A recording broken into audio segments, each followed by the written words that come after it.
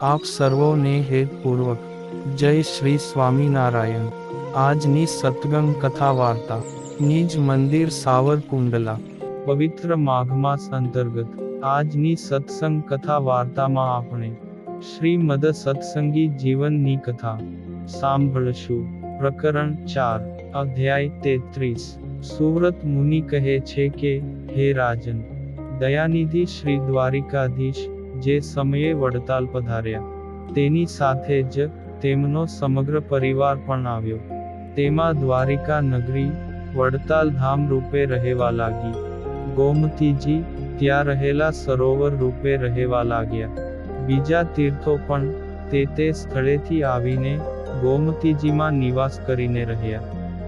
લીલા માત્રથી મનુષ્ય વિગ્રહને ધારી રહેલા ભગવાન શ્રી હરિ સંતો ભક્તોને કહેવા લાગ્યા કે, તીર્થ અને પરિવારે સહિત દ્વારિકાધીશ અહીં પધાર્યા છે।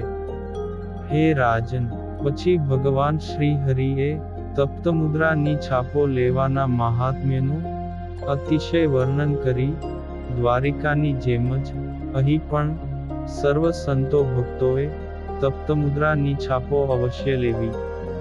સર્વે ત્યાગી સંતોએ પણ શ્રી દ્વારિકાધીશના દર્શન કરી તેમની યથાયોગ્ય પૂજા કરીને પોતાના મનોરથો પૂર્ણ કર્યા। સર્વે સંતોએ ગોમતી સરોવરમાં સ્નાન કરી તપ્તમુદ્રાઓ ગ્રહણ કરી અને ભગવાન શ્રી હરિની કૃપાથી દ્વારિકાની યાત્રા પૂર્ણ થઈ એમ માનવા લાગ્યા। હે રાજન, વડતાલને વિશે શ્રી લક્ષ્મી નારાયણના મંદિરમાં રાત્રિના સમયે વિશાળ સભાનું આયોજન થયું। તેમાં સર્વે સંતો ભક્તોએ પોતપોતાની મર્યાદા પ્રમાણે સ્થાન ગ્રહણ કર્યું। તે સભામાં ઊંચા સિંહાસન ઉપર બિરાજમાન થયેલા શ્રી હરિ ભક્તજનોને કહેવા લાગ્યા કે, હે ભક્તજનો, તમે સર્વે મારું હિતકારી વચન સાંભળો। અહીં વડતાલ ધામમાં સ્વયં શ્રી દ્વારિકાધીશનું આગમન થયું છે અને તેમના પ્રત્યક્ષ દર્શન થવાથી તમે સર્વેએ અનુભવ્યું પણ છે। આ શ્રી દ્વારિકાધીશ ભગવાન જ્યાં નિવાસ કરીને રહે તે જ સ્થાનમાં તેમનો પરિવાર પણ રાજાના મંત્રીઓની જેમ નિવાસ કરીને રહે છે તેમ તમે નિશ્ચય જાણો। હે ભક્તજનો, આજથી આ વડતાલ નગરી તે દ્વારિકાપુરી છે એમ તમે જાણો અને આ સરોવરને સાક્ષાત ગોમતી તીર્થ જાણો। ભારત વર્ષના સમગ્ર તીર્થો પણ એમાં આવીને નિવાસ કરીને રહ્યા છે। જે મનુષ્યો આ ગોમતી તીર્થમાં સ્નાન કરશે તે સર્વે પાપના સમૂહથી મુક્ત થશે। જે મનુષ્યો આમાં પિતૃ તર્પણ કરશે તેમના પિતૃઓને પણ અતિશય તૃપ્તિ થશે।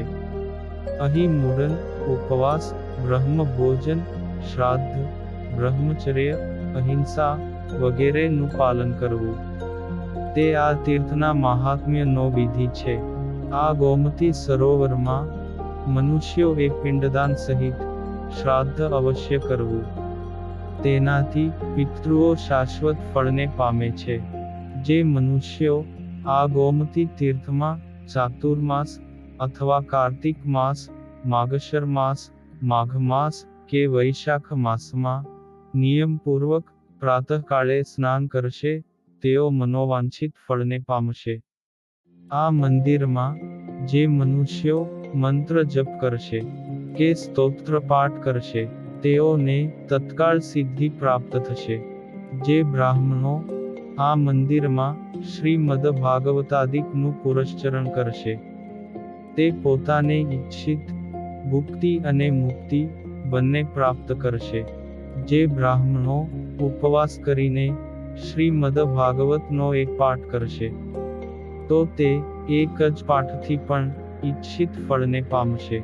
હે ભક્તજનો, જે મનુષ્યો આ મંદિરમાં લક્ષ્મી નારાયણાદિક મૂર્તિઓને નૂતન વસ્ત્રો, આભૂષણો, નૈવેદ્યાદિક અર્પણ કરી મહાપૂજન કરશે કે કરાવશે તે મનુષ્યો ગોલોક ધામમાં મહાસુખ પામશે.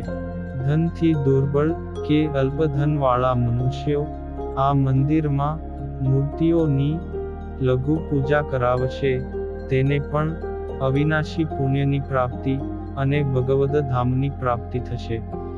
આ વડતાલ ધામમાં સાધુ બ્રાહ્મણોને પોતાની શક્તિ અનુસારે ભોજન કરાવશે તેઓ પણ આ લોક અને પરલોકમાં પરમ સુખને પામશે. હે ભક્તજનો, જે મનુષ્યો આ ધામમાં આવી ગોમતી તીર્થમાં સ્નાન કરી તપ મુદ્રાઓ ગ્રહણ કરશે તેમને યમનો ભય નાશ પામશે. જે મનુષ્યો અહીં આવીને પોતાની શક્તિ પ્રમાણે મેં કહેલો તીર્થ વિધિ કરશે તેને દ્વારિકા તીર્થની યાત્રા સંપૂર્ણ થશે. સુવ્રત મુનિ કહે છે કે હે રાજન, આ પ્રમાણે ભગવાન શ્રી હરિએ કહ્યું તે સાંભળી સર્વે ભક્તજનોએ અતિ પ્રસન્ન થઈને શ્રી હરિને પ્રણામ કર્યા. પછી બીજે દિવસે ફાગણ વદી બીજની તિથિએ પ્રાતઃકાળથી આરંભી તે સર્વે ભક્તજનો ગોમતીજીમાં સ્નાન કરીને તપ મુદ્રા ગ્રહણ કરી સંઘે સંઘ સાથે મળી ભગવાન શ્રી હરિના દર્શન કરવા માટે આવવા જવા લાગ્યા. મનુષ્યોની આ પ્રકારની ભક્તિ જોઈ ભગવાન શ્રી હરિ અતિશય પ્રસન્ન થયા અને વડતાલ ધામમાં ભક્તજનોની સાથે 1 માસ પર્યંત નિવાસ કરીને પોતે રહ્યા. ત્યાર પછી રામ નવમીનો અને શ્રી કૃષ્ણ પૂજાનો મહોત્સવ ઉજવીને સર્વે ભક્તજનોને પોતપોતાના દેશ પ્રત્યે જવાની આજ્ઞા આપી. શ્રી હરિની આજ્ઞા થતાં દેશ દેશાંતરવાસી ભક્તજનો તથા અયોધ્યાવાસી નંદરામાદિક ભગવાન શ્રી હરિના નિર્મળ યશનું ગાન કરતા કરતા પોતાના દેશ ગયા.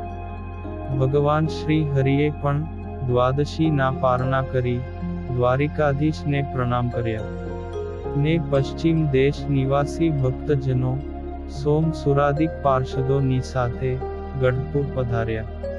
આ પ્રમાણે પોતાના ભક્તજનોની પ્રસન્નતાર્થે સંવત 1881ના ફાગણ સુધી એકાદશીના દિવસે શ્રી દ્વારિકાધીશનું વડતાલ ધામમાં આગમન થયું. હે રાજન, તે દિવસથી આરંભીને વડતાલનું મંગલકારી મહાત્મ્ય દ્વારિકાની જેમ જ પૃથ્વી પર અતિશય વૃદ્ધિ પામ્યું. આમ પરમ પુરુષ પરમાત્મા શ્રી હરિના આ 28મા અધ્યાયથી આરંભીને 33મા અધ્યાય સુધીના ચરિત્રોનો જે મનુષ્યો પાઠ કરશે અથવા સાંભળશે તેઓ આ લોકમાં સુખ અને યશ પામી દેહને અંતે દેવતાઓને પણ વંદન કરવા યોગ્ય ભગવાન શ્રી હરિના અક્ષરધામને પામશે. ઇતિ શ્રીમદ સત્સંગી જીવને નારાયણ ચરિત્રે ધર્મશાસ્ત્રે ચતુર્થ પ્રકરણે વડતાલ ધામનું મહાત્મ્ય અને યોગ્ય વિધિના નિરૂપણ નામે 33મો અધ્યાય સંપૂર્ણ. અને હવે પછીની કથા વાર્તા આપણે આગળના ભાગમાં સાંભળશું. અત્યારે આપ સર્વોને ભાવથી જય શ્રી સ્વામિનારાયણ.